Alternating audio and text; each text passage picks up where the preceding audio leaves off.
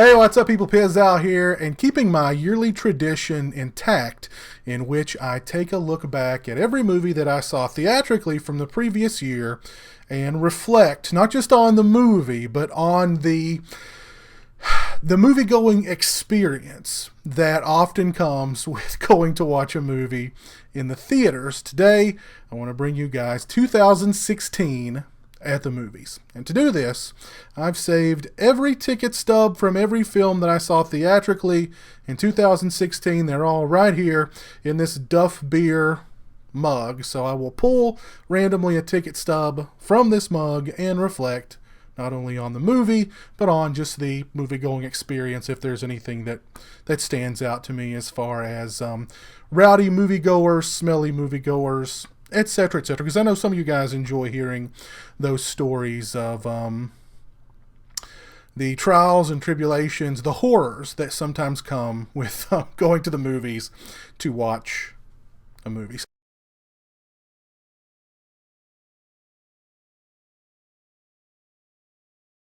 Without further ado, we'll dive into the Duff Beer mug and pull out a random ticket stub. Here we go. Very first one, Rogue One, which is actually the last movie that I saw in theaters. And we talked about Rogue One a little bit on the last episode of The Sausage Factory. We didn't want to go too deep into detail because we didn't want to give away any spoilers. B-Movie Mike hates this movie. I liked it. It took a little while for me to get into the movie. Now, when I first heard about Rogue One, and sort of the storyline of Rogue One, I was really excited because I knew that this could be its own movie, its own standalone thing. It's not going to be part of its own trilogy. It doesn't have to pay off really anything except, sort of building toward A New Hope. So I like that. I like that this movie could stand on its own 2 feet. And I also like the fact that from the trailers, the movie looked a little more gritty than your standard Star Wars fare. So I was definitely on board. However, I think some of those things that were sort of non-Star Warish that I was looking forward to with Rogue One were exactly the things that kind of got the movie off on some unsteady ground for me. I kind of felt like the first hour of the movie was a little dry. It took some time for me to get into the movie. And actually, at one point in the film, I thought to myself, wow, when am I going to get into this movie? When am I going to start enjoying this movie? Or am I going to enjoy this movie at all? Now, the second and third acts, I really enjoyed. I had a lot of fun with Rogue One, but it took some time to sort of get me into the movie. Now, I would like to see it a second time. I don't know if I'll have the opportunity to see it a second time in theaters to really sort of assess why that first hour of the movie was kind of difficult for me to get into. If it was, I had one viewer ask, well, is the first hour just slow? Is it boring? And not necessarily. I wouldn't say boring. It was just, I don't know. It just felt kind of dry to me. I don't know.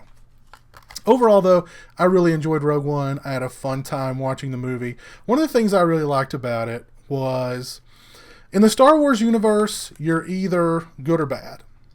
You're either a black hat or a white hat. There's really no in between. What I thought was interesting about Rogue One was that it sort of showcased the shades of gray in the rebellion, whereas you had these rebels who, they could be radical. They could be very radical rebels, or you had some rebels who, they did whatever needed to be done for the greater good. And if that meant killing somebody, assassinating somebody, doing some shady, underhanded things, then it was all part of the greater good. And I thought that was cool, that this movie really explored the shades of gray in the rebellion. So overall, I liked Rogue One, but again, sort of got off on some shaky ground in the beginning for me. But yeah, Rogue One.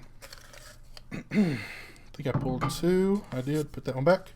The Shallows. Really enjoyed The Shallows. I did a review for The Shallows. Go check out that video for a full in-depth discussion on The Shallows. Really enjoyed it. The actress, her name totally escapes me at the moment. Thought she did a great job. She carried the movie. It's basically her on a raft for 90% of the movie being terrorized by a shark. I thought she did a great job. I thought it was a great... it was just a fun adventure movie that had some serious, moments of suspense and tension. Blake Lively. Thought she gave a great performance. Thought she did a great job carrying the movie. Really enjoyed it. Really had a lot of fun watching The Shallows. X-Men. Oh, this was X-Men Apocalypse. Now, I haven't been the hugest X-Men fan. I liked the first movie okay.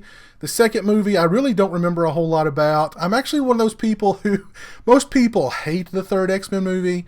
I'm just kind of like, meh, it's okay. It's okay. I don't mind it at all. I know a lot of people absolutely abhor it. They hate it. They loathe it. It's okay with me. X-Men First Class, I thought was pretty good because they sort of took the series in a different direction, which I thought was a good idea, but then they turned around and they said, okay, let's give it back to Bryan Singer. We took it in this different direction with Matthew Vaughn, but now, okay, so when we've had a big hit, so let's turn around and let's give it back to Bryan Singer so we can take it back in that other direction. I haven't seen Days of Future Past. X-Men Apocalypse I thought was okay. It wasn't great. I really went to see it because... I liked a lot of the cast in the film, not the main cast, but I really like Sophie Turner. I like the guy who played Apocalypse. His name is escaping me right now. A really good actor. He's in the new Star Wars series. He was in Drive. Really good actor. Unfortunately, he's buried under like mounds and mounds of prosthetics, and he just looks really uncomfortable and just, I don't know. Overall, wasn't a bad movie. I don't remember a whole lot about it at this point, to be perfectly honest. I hope in the future with the X-Men movies, I do remember that awful shoehorned in sequence with the Wolverine. Like, you can't have an X-Men movie that doesn't have some awful shoehorned in sequence with Wolverine, because of course everybody's going to forget Wolverine, even though he's the most popular X-Man. They'll just forget him if we have one movie without him. But I hope in the future they focus on some of the new characters, some of the younger characters in the movie, and kind of let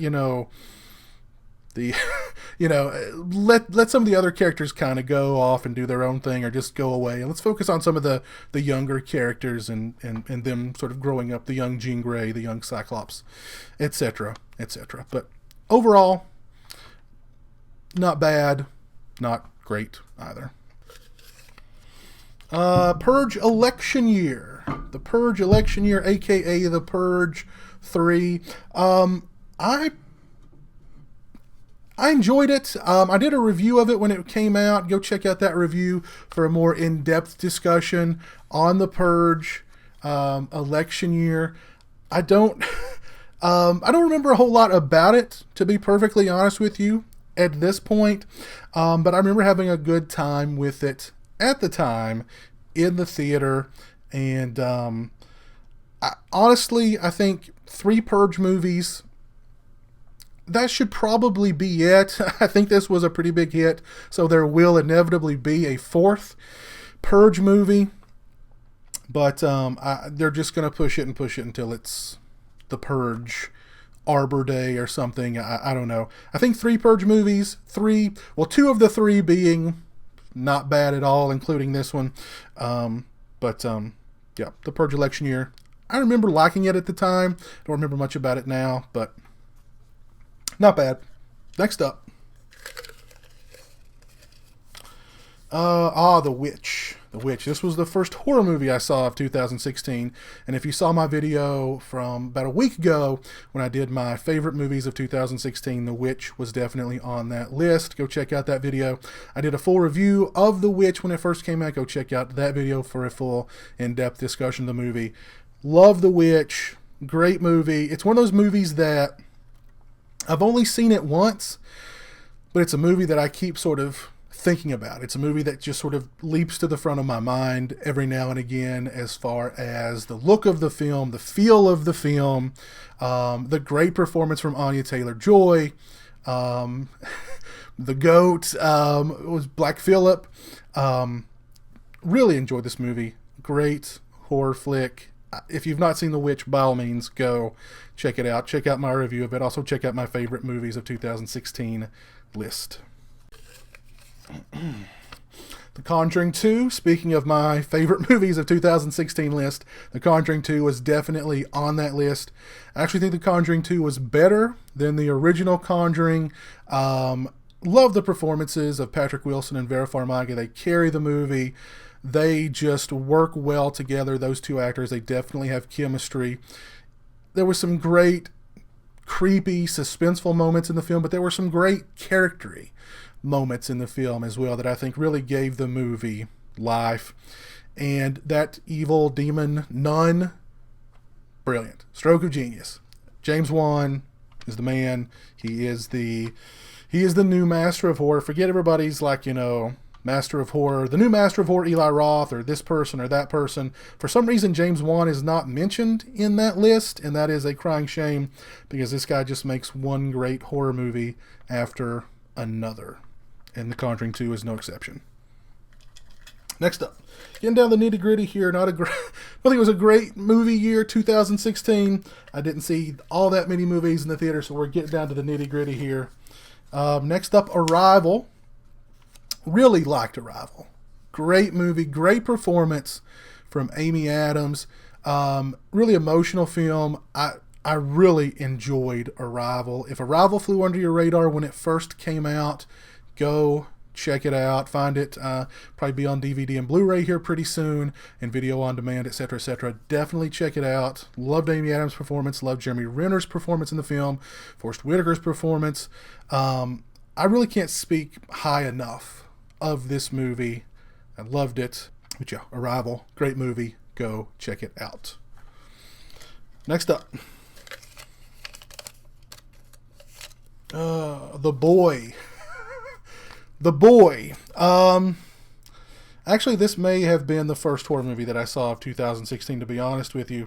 And I remember really nothing about it. I remember it being a little bit better than I thought it would be, but really just mediocre at best, to be perfectly honest. Nothing new to see here, to be honest with you. Yeah, just okay, I guess, at best. Next up, The Suicide Squad. The Suicide Squad. I did a video talking about The Suicide Squad called The Power of Movies. Go check out that video. I took my brother to watch that movie. I have a younger brother who has autism. Some people know that, some people don't. Very first movie-going experience of his life. Up until this point, he'd been afraid to go to the movies. Doesn't like to sit still for any extended period of time. But it was his choice. He wanted to watch Suicide Squad. We went and watched Suicide Squad. He sat through the entire 2 hours plus of it. Really liked the movie. So the Suicide Squad holds a special place in my heart just for that reason alone. But I actually enjoyed Suicide Squad. Had a good time watching it. I thought it did a lot of things right. It's messy. You can tell they had no idea. The tone is kind of all over the place. There were reshoots. You can tell. It's a little messy, put it that way. But overall, I had a lot of fun with the Suicide Squad. And yeah, I recommend it. If you were on the fence about it, give it a shot. It's on Blu-ray now, I think. Definitely give it a shot. I think you may enjoy it. Fun movie. Next up, and sticking in the DC Cinematic Universe, Batman v Superman. I did a review of Batman v Superman. I also did a review of Suicide Squad, so go check out that video for a more in-depth discussion of the Suicide Squad. Also check, I think I did like a 20-plus minute video talking about Batman v Superman and the sort of mixed bag that it is. And this was the movie that got the DC Cinematic Universe off to a start, kind of a stumbling start, put it that way. there's so much to say about this movie. Go check out my review of it. I talked for 20-something minutes about it. The good, the bad, the indifferent. I don't know. It's a really interesting movie. I think this is a movie that we'll be talking about for years and years to come, to be honest with you. So, and debating and et cetera, et cetera. But Batman v Superman, go check out my 20-plus minute video just discussing that film. All right, next up, let's see what else we got. Next up, we have got Bad Santa 2.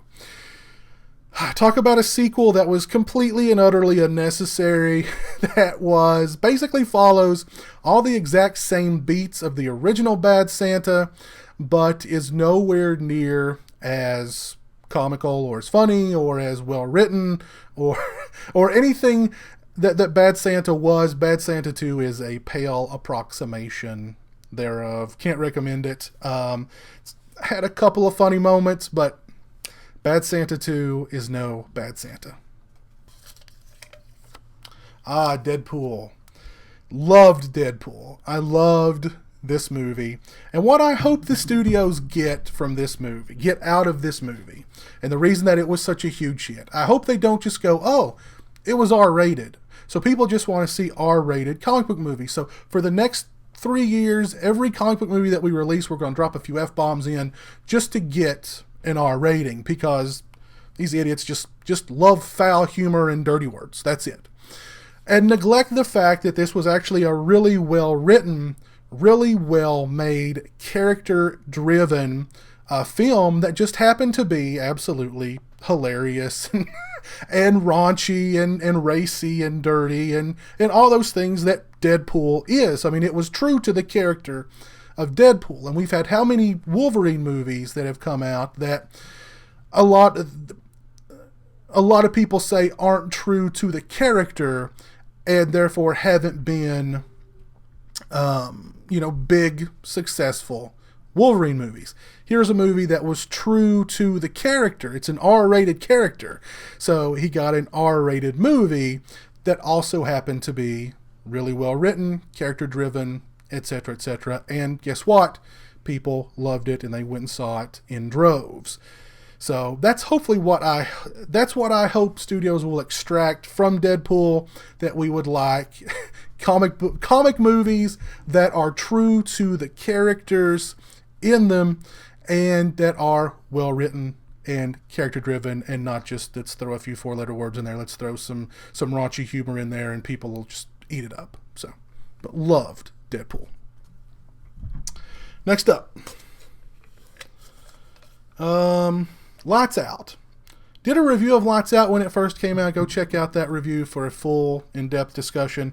I remember not liking Lights Out, to be perfectly honest. I didn't think it brought anything really new to the table as far as a spook house movie is concerned. I think I kind of saw all the scares coming a mile away. I had a lot of issues with it. I know a lot of people really liked Lights Out. I've not given the movie a second opportunity to see if I've warmed to it or what have you. Maybe I'd just seen one too many spook house movies at the time Lights Out came out, but just wasn't a big fan of it. Just felt like I'd seen it done before and done better. So, next up, Office Christmas Party. Decent time waster, I would say at best. It had its moments, had a couple of funny moments in it. Not bad, not great, just kind of somewhere there in the middle. Had a good cast. Like I said, had a few funny moments, just nothing that, is going to stick with you, really. Definitely not a new holiday comedy classic, but not bad. I think this is the last one. Don't Breathe. Really enjoyed Don't Breathe. Did a full review of it. Go check out that video for a more in-depth discussion on Don't Breathe. I really enjoy Don't Breathe up to a certain point. Fede Alvarez, I think, is definitely a name that you want to keep an eye on. I love the look, the feel, the mood, the atmosphere of the Evil Dead remake that he did. Same thing here. Love the look, the feel, the atmosphere, the mood of Don't Breathe. Had some really genuine, suspenseful moments in the film. When they did that twist on a twist, I think to kind of shock the audience to say, hey, wait a minute, this is a horror movie after all, it really sort of took me out of the movie. And the last act of the movie, I was out of it. And I was just thinking, I wish, why, why? The twist was good enough. The twist on the twist for shock value just sort of felt unnecessary to me, felt unneeded to me, and took me out of the movie. And I was definitely invested in the film up to that point. Still, overall, I recommended it. Overall, I think it was a pretty darn good movie. If it didn't have that twist on the twist, it would have definitely been on my favorite movies of 2016 list. And that is it. My year 2016 at the movies, reflecting on 2016, all the movies that I saw at the movie theater. Let me know what you guys thought of 2016 overall. What were your favorite movies of 2016? Your least favorite movies of 2016? How does 2016 rank as just overall as a movie year? Was it good? Was it bad? Etc. Etc. If you liked the video, please leave it a thumbs up. If you're not following me on social media, those links are in the description. They're also right around here. As always, thanks so much for watching. I really appreciate it. Take care, and until next time, peace.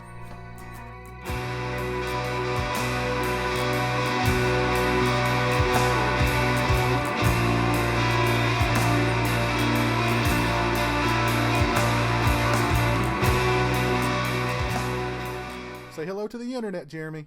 Hello to the internet.